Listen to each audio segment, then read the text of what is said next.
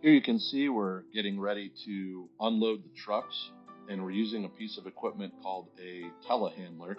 It's like a cross between a forklift and a crane, and it is a very effective tool that we use when moving these tanks around because it has the ability to extend the boom.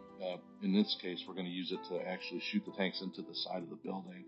We're using fork extensions, which are the yellow things, which make the forks even longer because, as you can see, the pallets that we use to hold the tanks are much, much wider and longer than normal pallets. He is in a parking lot that's part of a church that we have actually rented for the week, and that's going to be our staging area. So you have to get these trucks out of there in a reasonable amount of time because you can't have the street closed forever. Plus, that trucker needs to leave and go pick up more freight. So you can't just take the stuff off the truck and put it into the building.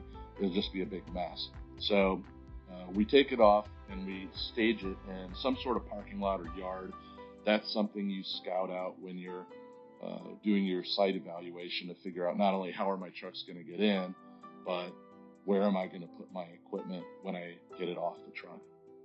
These guys are riggers. Their job is to move heavy objects safely, and they are experts at what they do, and without them, we would not be able to put these heavy things inside of a building in a manner that makes sense without damaging the building, without damaging the equipment, and of course, most importantly, with nobody getting hurt.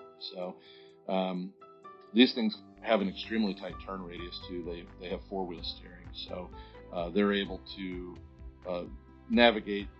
This lot especially is quite small, so you can see in the background he's already got that chiller off, and then he's going to start stacking all of the equipment from both trucks. This is actually the first truck. The second one hasn't shown up yet, and when it does show up, he'll continue to fill this lot.